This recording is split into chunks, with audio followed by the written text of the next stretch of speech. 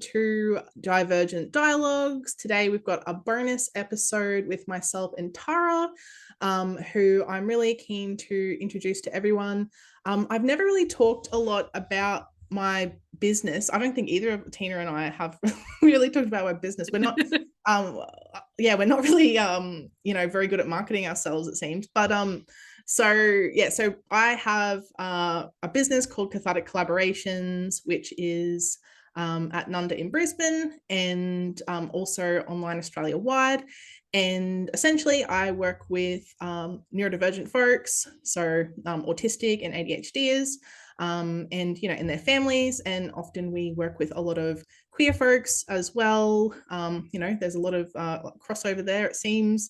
So that's my private practice. How long have I had my private practice for? I think 2.5, 3 years now. And now I'm at a stage where I'm wanting to get other people on board. So I've got Tara on board. I've known Tara for I think a year. I'm not very good with about a dates. year. Yeah. So so I was really keen to have Tara on board. So thank you so much for joining me today. That's okay. Awesome. So I guess we'll just dive right in. Did you want to share your journey into social work and what inspired you to specialise in neurodivergent and LGBTQIA plus practice? Yeah, sure. So it's a bit of a story, but I will cliff notes it.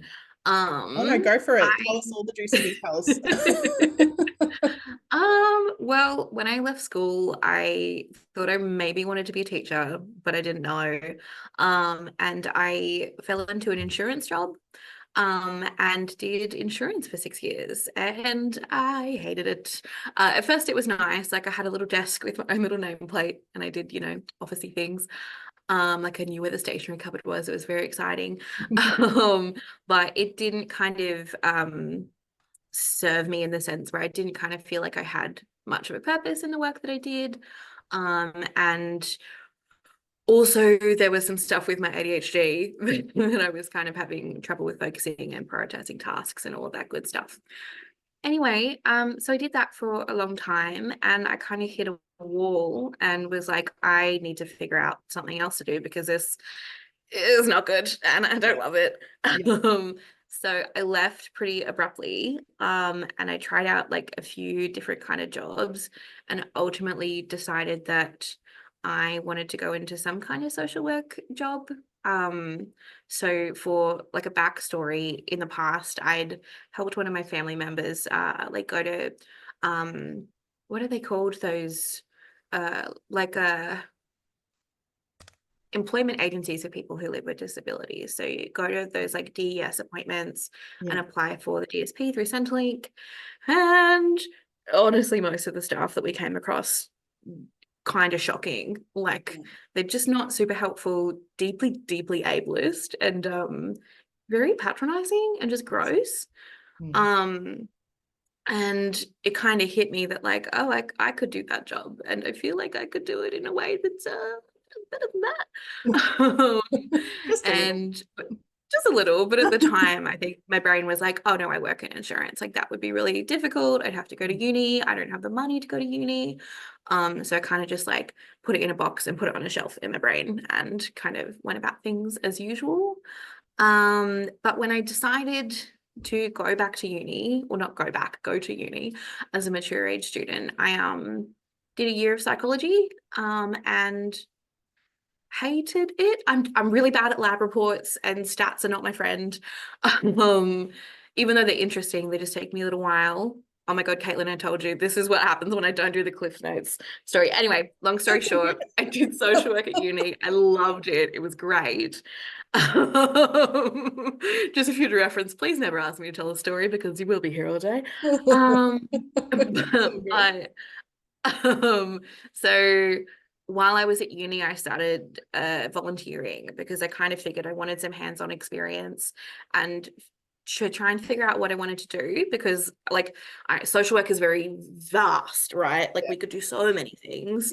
And I basically, all I knew is that I didn't want to work in child safety. So I'm like, well, pretty much got to figure out what that looks like for me. So I started volunteering with a queer youth service, doing a group that they run on Saturdays for transgender, gender diverse, non-binary young people.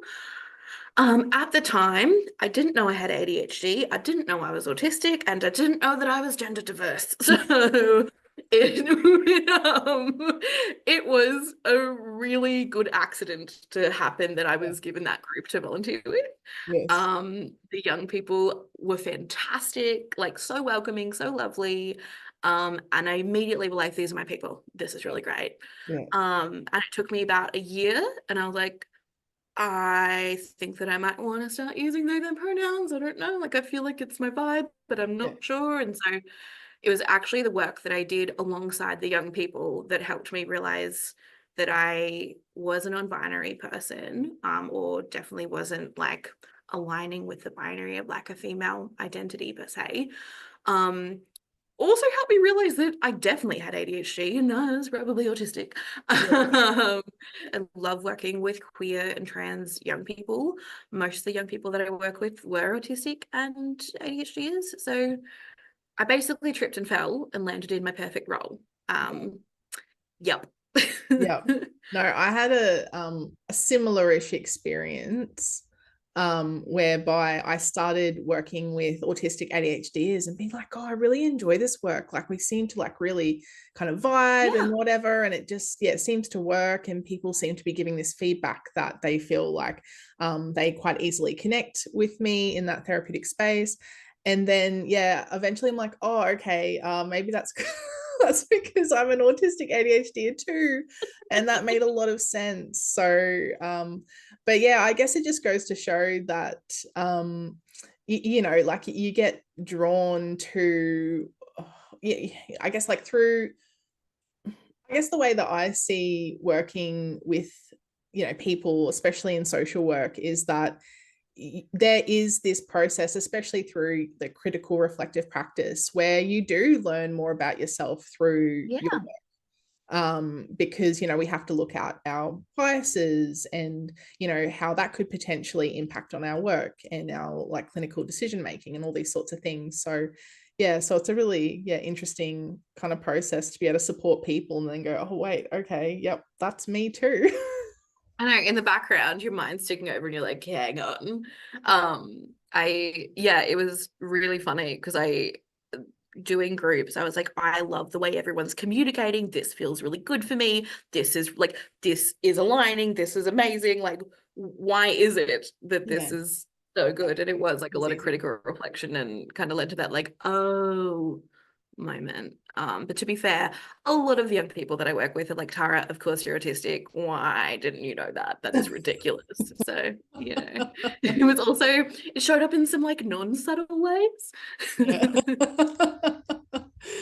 Oh, that's so funny. Oh gosh. Alrighty. So, um, yeah, so at Cathartic Collaborations, we provide therapeutic supports. So I'd really love to, I mean, like I guess I know, obviously, but for the audience to learn a little bit more about like your practice frameworks and your like therapeutic approach, particularly like working with neurodivergent and like queer folks. Oh my God, all of the things. Yeah. So, Just a, my you know, practice, just a few things, like not a big just question at all. a little bit. It's right. I made some notes, don't worry. So hopefully they will stay on track. Um, in terms of my practice framework as a social worker, I work from a strengths-based perspective. We don't do deficit model stuff that is gross. We don't touch it. No. Um, my practice is very neurodivergent affirming, particularly because I'm a neurodivergent person myself. But I have noticed very quickly that a lot of like non-neurodivergent ways of doing things can just be obviously deeply unhelpful for people that are neurodivergent. Um, which is very obvious, and I don't think I needed to say that. In terms of the theories that I really enjoy, I've made some notes, so I'll just go and look at them. Please bear with Good. me. I'm going to do a little bit of clicking, so sorry about the noise. That's all G. Um, so other than a strengths-based approach and working in a neurodiverging Okay, this is another thing about me that I will flag. Sometimes I struggle with getting my words out. So if I trip over words a little bit or kind of say something that sounds a little bit gibberishy, I apologize. I just kind of work through it and eventually we get the word out and That's all good. I kind That's of totally make sense. fine. That happens to me as well. Like some days I'm working with my clients and I just tell them, like, sorry, there's just some sort of brain to mouth situation, not like synced Yeah, today. Yeah. where they're just not talking to each other No. and that's okay. And they're usually like, oh, it's um, okay. That happens to me too sometimes. So yeah, it's all good. yeah, it's almost like it has something in common with being an autistic and ADHD. Yeah. I also very much a big believer in the social model of disability. So social model of disability, basically, for those that aren't familiar with the concept, is instead of what we're kind of used to and what we hear a lot, which is the medical model of disability, which tells us that us as people who live with disabilities are wrong, are sick, and we might need to be treated and kind of fixed to kind of fit into the rest of society and the rest, like the way that like non-disabled people like function and move through the world. That is still very prevalent, and we hear that a lot, especially in like medical settings particularly, but even just socially we hear that stuff a lot, and it's really unfortunate. I'm a big believer in the social model of disability instead, which basically tells us that there's nothing wrong with us. We're not broken, we're not incorrect, and that instead the rest of the world kind of needs to catch up and do things to help us feel more included. So that's what that is, and that's what I believe in. I'm a big advocate for harm reduction. As an autistic person, I find this really practical. So harm reduction is kind of looking into Caitlin, how would you explain harm reduction? Please help me. That's okay. All right, I'll help you. That's all good.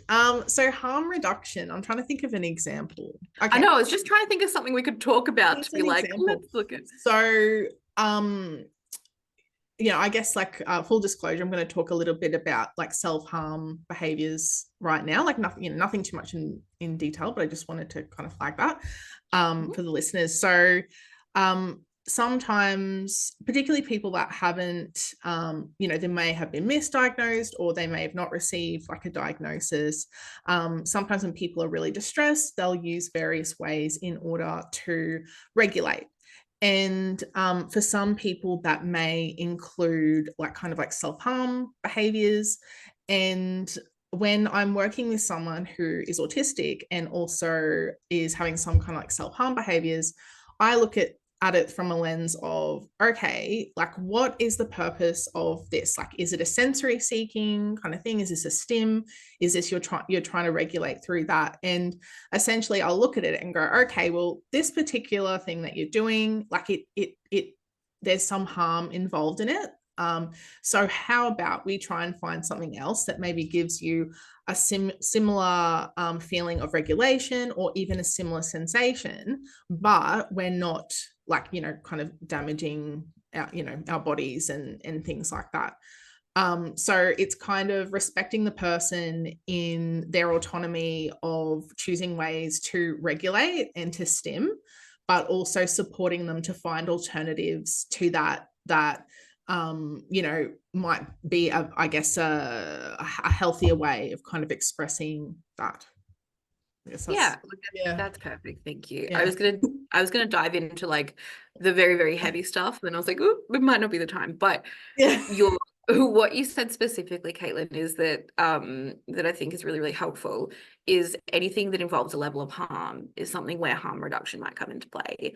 Yes. So if there's a particular um uh, behavior or thing that you're engaging with that might have some harm attached, I guess harm reduction kind of looks at how can we find alternative ways to get the same effect for you that don't involve that behavior or don't involve that thing, Yeah. or alternatively, how can you engage with that thing in a way that's a little bit safer?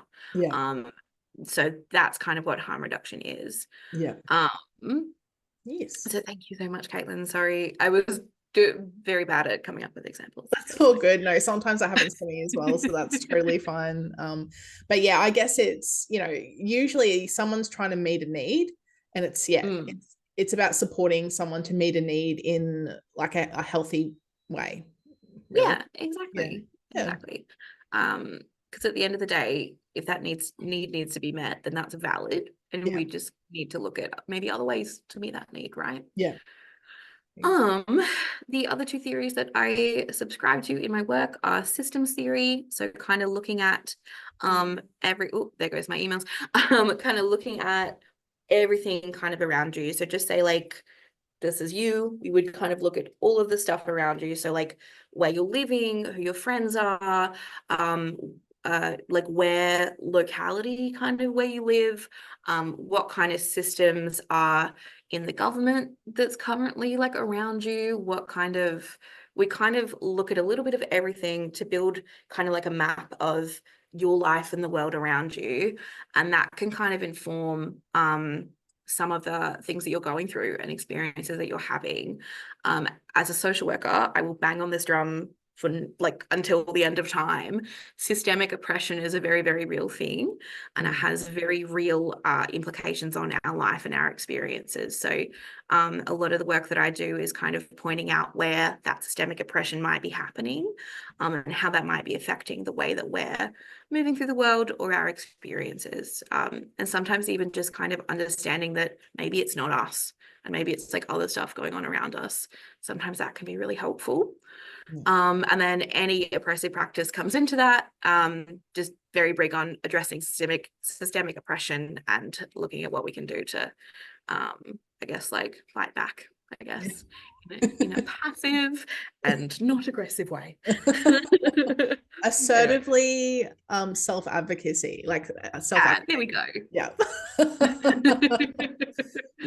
Yeah, because it's funny because I find with a lot of my autistic clients, because like a lot of them are so used to I guess a lot of like people pleasing type stuff and just saying yes, yes, yes, yes.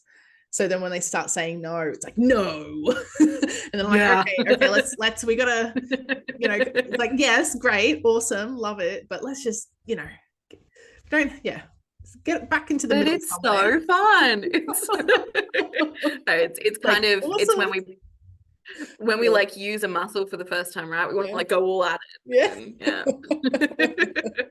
So yeah, but yeah, being assertive in trying to meet your needs through various systems. And as a person with disability, we usually do come into contact with various services, like obviously depending on someone's age, but it can be school, can be work, can be uni, Centrelink, NDIS, all sorts. Yeah. And it's, yeah, like when you're someone that has like social and communication differences, having to cope with all these different people and all these different places, it gets pretty overwhelming. And I guess social workers are particularly talented at understanding these systems and understanding like the best ways to try and navigate these systems so that they're like the least painful as possible.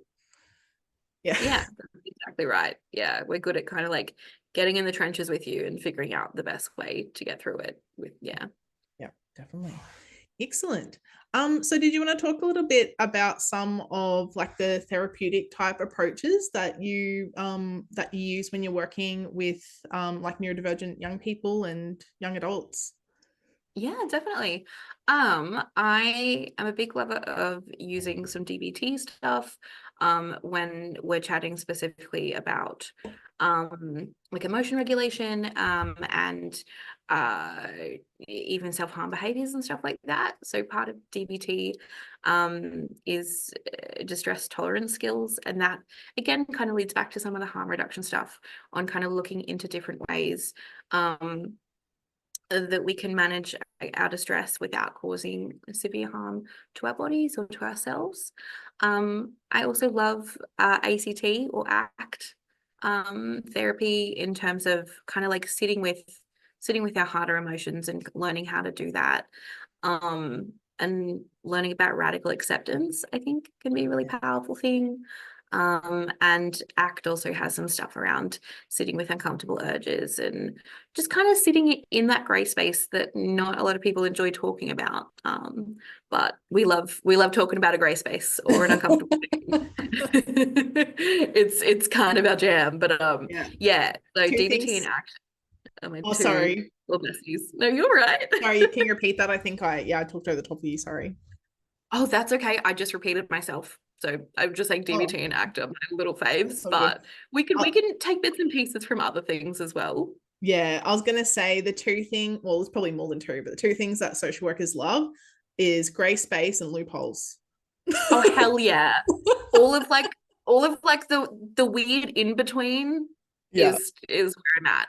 yeah, And yeah, I love a loophole to save my life. It's yeah, they're very good. And I love exploiting a loophole too. So if I find one, everyone will know about it. yeah, yeah, Yeah. yeah. I love it.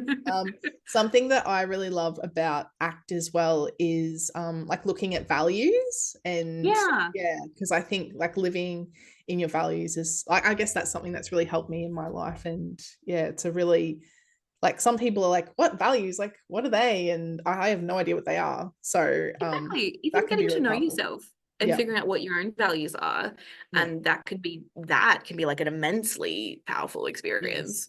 yeah, And then once you kind of are able to like, I think ACT has these like little values cards that you can go through, and they're legitimately there might be like 60. The last time I used them, I like ran out of floor space to put them down. So yeah, when you're able to like, you know, prior like figure out your top 5 or top 10, that can be really helpful to keep in mind when it comes to decision making and stuff as yeah, well. yeah, Yeah. definitely. Excellent. So we've probably touched on this a little, yeah, somewhat. But I'd like to hear about, I don't know, like some of the common challenges that you've noticed that pop up for like queer neurodivergent folks. Um, and like what sorts of things have you like done to support them? And yeah, just really kind of curious around that. Yeah. As part of the neurodivergent and queer community, we are no stranger to a little bit of a challenge. There's some common stuff that I've seen pop up in the work that I've done, and I've also made a list, so bear with me and we'll go through That's all good. I love a it. list. Some of I my love clients, it. they like obviously ADHD is, and they're like, oh, Caitlin, like every time I come, I like totally forget everything I want to tell you. So I'm like, oh, just get a notebook or put it in your phone and like have like whenever you think of something, you're like, oh, I'll put it on my list to talk to Caitlin. And Yeah. then they'll like get to the office and they're like, I'm just gonna get my list. And they'll just like go through their I list. And I'm like, love it. yes, I love it. Look, I do the same thing when I go see my counselor. I'll make a list, but then the other thing will happen where I'll have too many things on the list. I'm like, right, I've got 10 things. I've got to speed through them in alphabetical order, and then we'll talk about it. um, but yeah, lists are good. Yeah, I also have a habit of repeating myself, so I'm trying really hard not to do that. that's all good. Oh, in terms of challenges that I've seen queer and trans neurodivergent folk face, social isolation is really a big one, Mm, and lack of connection to queer and trans community, and sometimes just lack of access to that connection. Um, uh, Being a neurodivergent person who is also in queer community, can be really difficult. Uh, it can create a little bit of difficulty, I guess, in feeling like we're able to access community if we're feeling some of those social barriers come up for us. Um, and potentially it might even be a case of just not knowing where to go. Because I know when I was younger, I had no idea about any of the community services that were out there. I didn't know about any of like any kind of events that were being held or anything like that. Unfortunately, back in my day, there definitely weren't as many as there are now. So yeah. we're seeing some amazing stuff happen, and some awesome stuff in terms of visibility and community-led projects and meetups and stuff like that. So in the work that I do with young people, a lot of it is helping young people to like find where those places are. So even just for me to kind of use, I don't know, my list brain and be like, oh, I know all these things are happening. Let me write them down for you. but also to chat about, you know, the importance of meeting like-minded people that are queer or trans identifying and are neurodivergent. That can be really powerful and just really cool to make some new friends that like get it, you know. So some cool like community-led and like peer-led orgs, like I think it's called Meanjin People's Pride is really cool. They run a bunch of events in Meanjin to Brisbane that are trans-friendly, queer-friendly, and neurodivergent-friendly, all that good stuff. They typically have like a sensory space as well, so it's great to see. And there are heaps of others that are popping up. So you have like places like Gaysgate that will do like events every month and whatever, and like businesses like Shelf Lovers that run like book clubs and stuff like that. And you also have your community orgs like QC, so that's Queensland Council for LGBTI Health, for queer people 18 and over, and then you've got Open Doors Youth Service for queer young people in Meanjin, Brisbane, but in the wider like Queensland area from 12 to 24. I thought I'd do a bit of a plug because it can be nice to know where these places are and who to kind of reach out to. Yeah. Also, if you have any questions, if you're a queer identifying person yourself or you're supporting someone that is, those community orgs are great places to start for referrals or even just to chat about local events that are popping up in your community to find out where they are and what time they're on and all that good stuff. I'll backtrack. Another thing that we're seeing in community is a lot of really shitty transphobic rhetoric going on about access to gender affirming care and young people specifically. So there's a lot of misinformation going around on the prevalence of detransitioning, but unfortunately that is misinformation, and there's a lot of like fear mongering, and there's a lot of like really shitty things happening kind of in the wider sphere, like at other parts of the world, like the UK and the US at the moment, and that's really affecting our folks here as well.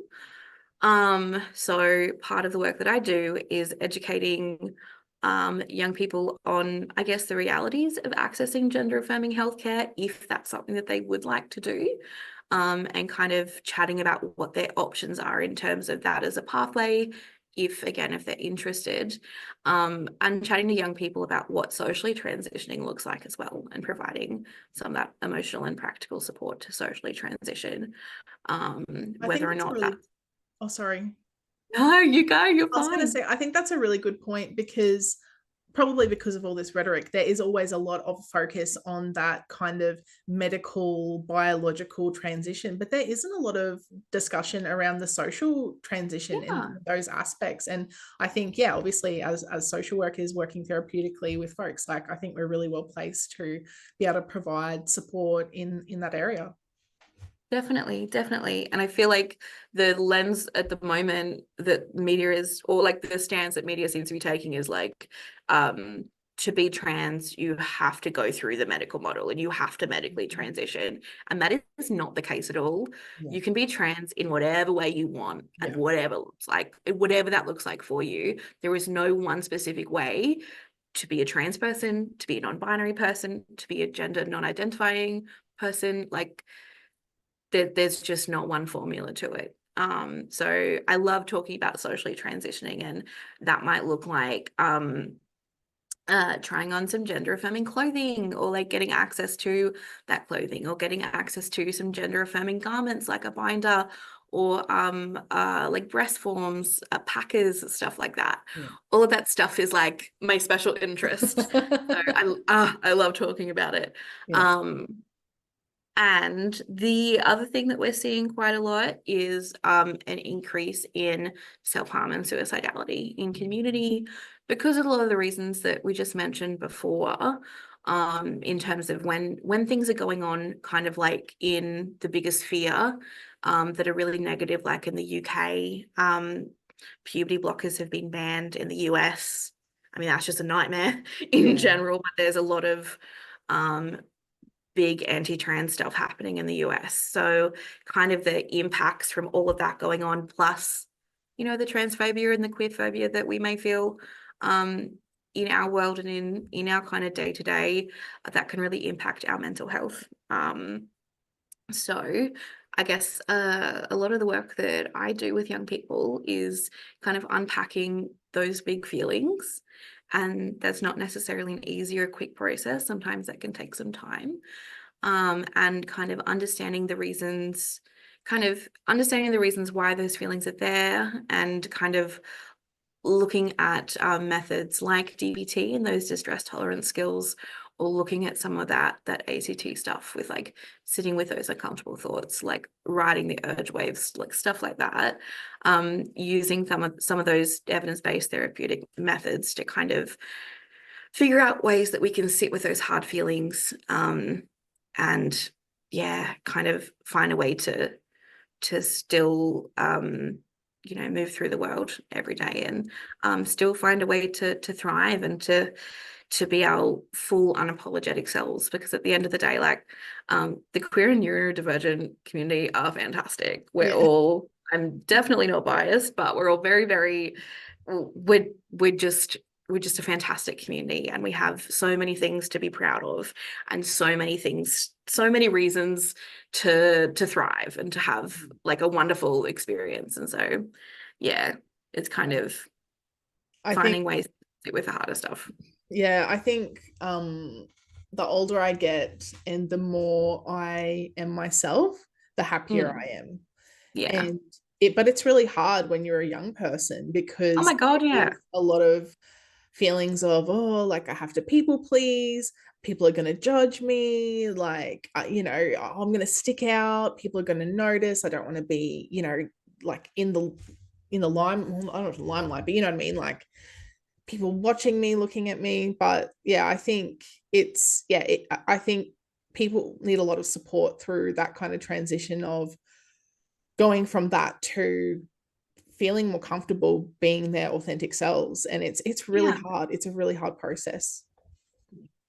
it is, Yeah. but it is a process that there that is possible, I guess. But Yeah. sometimes when we're a young person and this is our everyday life, it can feel like that's really not possible, Yeah. like it's so hard to see the light at the end of the tunnel. um but it can and it does get better. So Yeah. that's Yeah. good. Yeah. We can both attest to that. Yeah. Yes. Oh dear. Oh, Yeah. But I guess I also don't want to dismiss how hard some things can be. So sorry yeah. if I'm repeating myself Oh there. no, Anyway. it's all good. It's all good. Yeah. Yeah. I mean, yeah, we want to acknowledge the challenges, but we want to show people their strengths as well. Oh my Um, gosh, yeah. yeah. Yeah. So that's our jam. Yeah. So what do you enjoy most about working with neurodivergent and LGBTQIA plus folks? Um, Basically that I get to work with my people every day. Like it's genuinely the best. Yeah. Um, it's really, really nice to feel like as a practitioner, I don't have to mask, or because like I verbally stim quite a lot.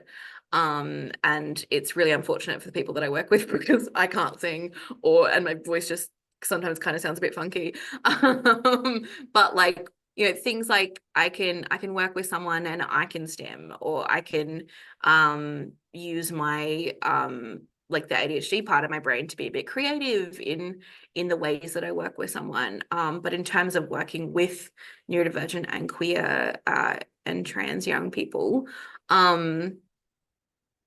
I just think we're a fantastic community, and I'm just, I don't know, I love it. I love it. Yeah, it's hard to put on words, isn't it?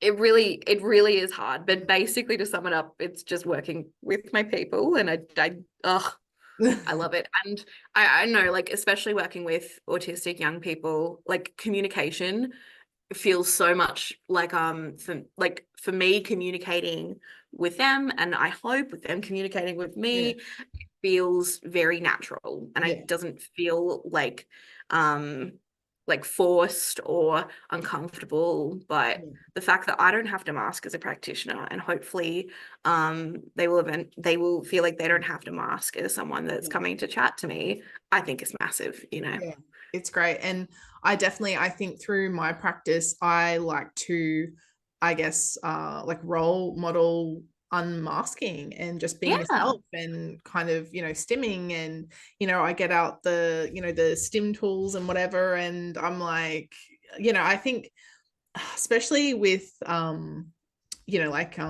like sensory tools and stim tools and all that kind of thing, there's these connotations around, oh, well, that's for children, like blah, blah, blah. And I'm Yeah. like, okay, No, it's not. when I was a child, I didn't have any money to buy all this cool stuff. I'm an adult Yeah. now and I have the money to buy this stuff. So I'm buying it. And, Yeah.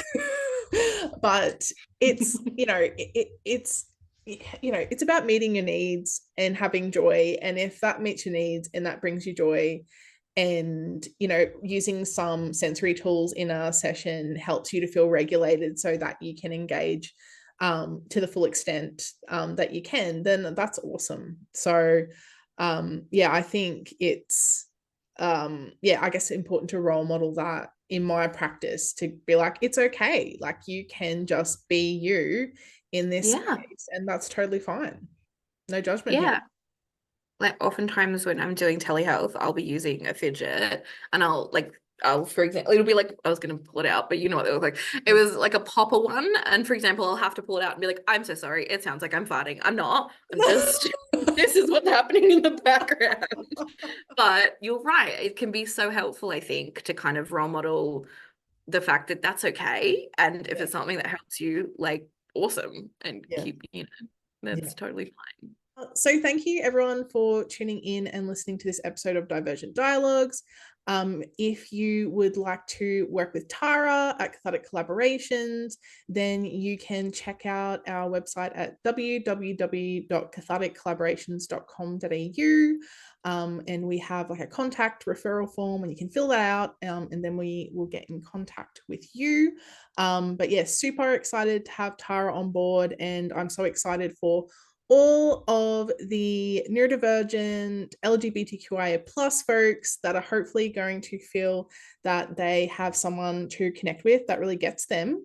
Yeah. Yeah, so I think that's really cool, because I think, yeah, there's not a lot of places and spaces that are like that. And as you said, there's getting more, but yeah, I think it's a pretty special and cool. So thank you so much, Tara. Not at all. Thank you so much for having me, and I'm really excited to be here.